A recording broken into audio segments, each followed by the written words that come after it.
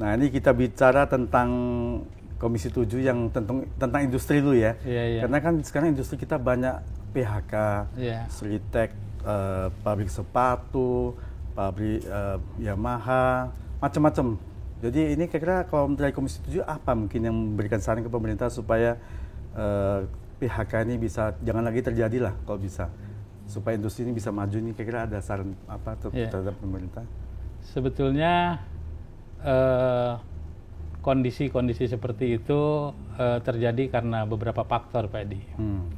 Yang pertama, kita tahu di negara kita yang masuk barang-barang impor ilegal ya, itu banyak. Sehingga barang-barang luar yang masuk ke kita yang ilegal itu juga menggerus produksi dalam negeri.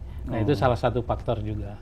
Yang kedua, memang industri tekstil kita atau sepatu kita juga masih membutuhkan bahan baku dari luar. Mau tak mau tetap harus impor. Ya, mau tidak mau tetap harus impor.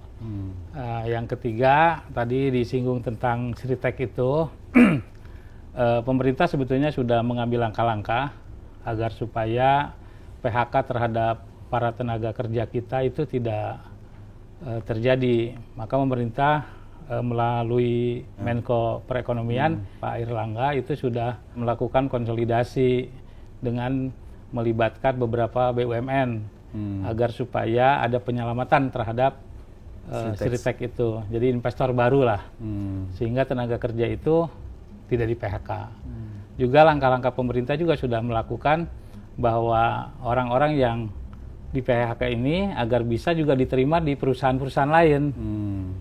Jadi banyak langkah-langkah yang sudah dilakukan pemerintah, sehingga saya kira mudah-mudahan ini tidak berimbas besar terhadap tenaga kerja yang ada di kita. Ya. Nah, kenyataannya kan Sritek melakukan PHK, jadi sekarang banyak juga yang nggak ada kerjaan lagi ya, kasihan juga. Jadi apakah realisasi dari pemerintah untuk membuka lapangan kerja itu sudah ada atau bagaimana? Ya, jadi pemerintah terus berpikir bahwa tadi melibatkan beberapa BUMN agar supaya pertama aset Sritek ini bisa di take over oleh investor baru, sehingga itu bisa berjalan.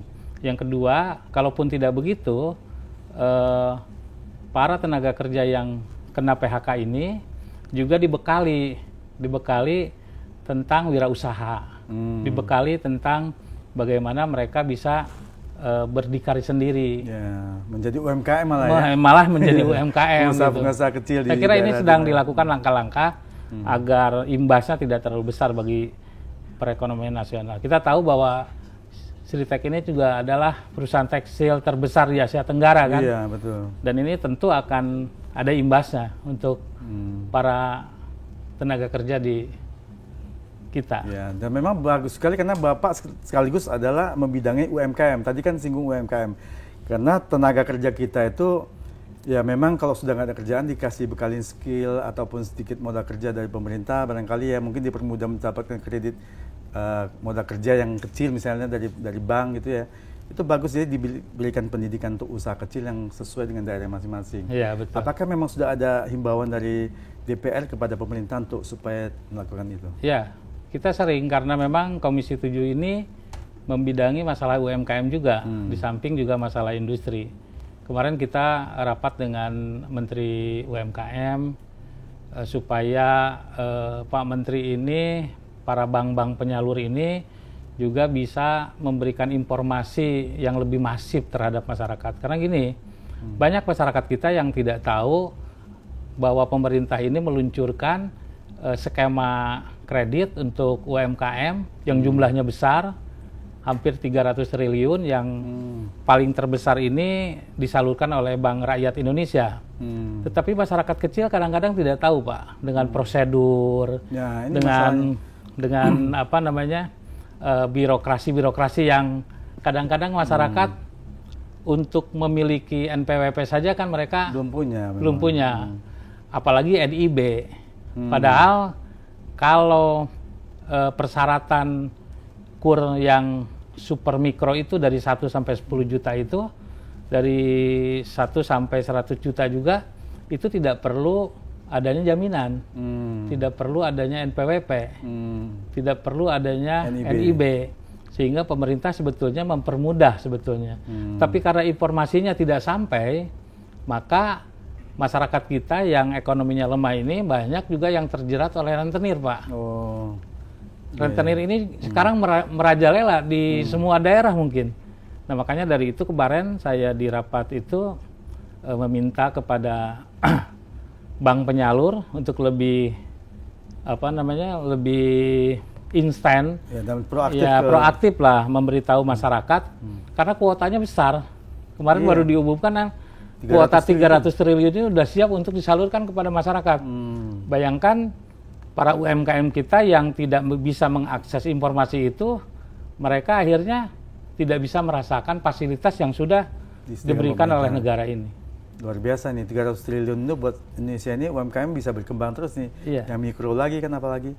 Nah, mungkin ada nggak perjuangkan masalah UMKM ini kan? Kemarin saya ada podcast beberapa narasumber, yang salah satunya adalah Buya Anwar Abbas. Nah, beliau mengkomplain atau mengeluhkan masalah makan bergizi gratis yang mana saat ini kan dihandle oleh perusahaan besar. Kenapa? Syaratnya harus 5.000 porsi. Kan masih perlu modal besar nih. Harusnya katanya diberdayakanlah kantin-kantin di sekolah ataupun memang yang pengusaha catering yang di setempat aja, sehingga itu menjadi usaha mikro yang harus dikembangkan. Mungkin barangkali perlu juga perjuangan dari Komisi 7 ini barangkali. Ya, jadi kalau niatnya Presiden kan udah niat mulia kan. Presiden mau memberikan makan terhadap anak-anak sekolah di Indonesia ini agar gizinya bisa terjamin gitu kan. Itu nawaiatunya niatnya sudah luar biasa.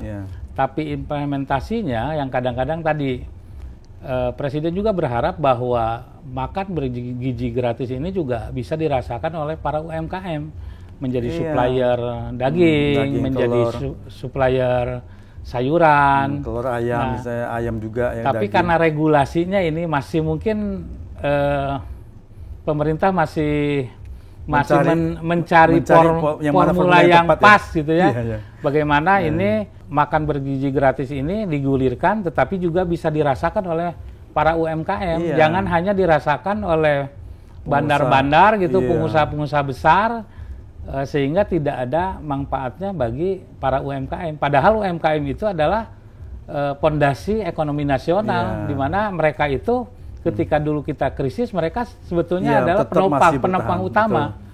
penopang utama ekonomi nasional. Dan UMKM ini kan sangat erat berhubungan dengan konsumsi rumah tangga, Pak. Dalam ekonomi kita, ketika konsumsi rumah tangganya itu besar, tentu ekonomi nasional juga akan naik. Bayangkan kalau UMKM ini tidak diberikan ruang, tentu ini tidak akan berekses terhadap ekonomi nasional. Artinya Komisi 7 kan harusnya mengsuarakan nih, karena kelihatannya di daerah di lapangan kan tetap masih harus 5.000 porsi satu perusahaan, kan modalnya masih besar nih. Memang kalau kita lihat regulasi yang hari ini masih mungkin diotak-atik oleh pemerintah, itu porsinya memang masih ini hanya bisa dijangkau oleh para pengusaha besar, karena mungkin dengan modal yang besar, peralatan yang besar, dapurnya harus berapa? Dapurnya yang besar. Karyawan ini juga tentu banyak. Ini hanya bisa dilakukan oleh pengusaha besar. Nah, UMKM-nya seperti apa? Nah, UMKM-nya itu tadi harusnya ada regulasi yang mengharuskan mereka itu mengambil bahan-bahan pokoknya itu dari para UMKM itu. Setempat. UMKM setempat sehingga bisa dirasakan. Jadi tidak ada lagi keluhan UMKM yang ini ada makan gizi gratis, tapi mereka tidak terlibat, mereka tidak bisa merasakan. Padahal itu kan besar. Apalagi telur yang dibeli harus punya sertifikasi lagi. Nah itu. Kalau di kampung-kampung yang biara ayam ternak telurnya mana ada pakai itu. UMKM kita kan belum sampai di situ. Makanya dengan kondisi-kondisi seperti itu, kemarin kita juga di rapat-rapat Komisi 7 selalu menggelorakan itu, menyampaikan itu bahwa tolong Menteri UMKM juga proaktif gitu. Karena Menteri kan ini leading sektornya tidak di Menteri UMKM. Di Badan Gizi Nasional. Maka Menteri UMKM tentu harus berkoordinasi juga dengan Badan Gizi Nasional agar supaya regulasi tadi itu juga bisa dirasakan oleh para UMKM setempat yang hari ini juga sebetulnya berharap. Ini kan gaungnya besar ini, makan bergizi gratis. Malah banyak juga oknum-oknum yang melakukan ya janji-janji bahwa dia bisa meloloskan gitu kan, bisa mendapatkan kerjaan jadi minta komisi. Itu kan juga banyak terjadi. Tetapi mungkin seiring waktu karena pemerintah juga mempersiapkan secara matang, saya kira insya Allah dalam mungkin beberapa bulan ke depan ini format idealnya sudah ketemu. Ya mudah-mudahan saja.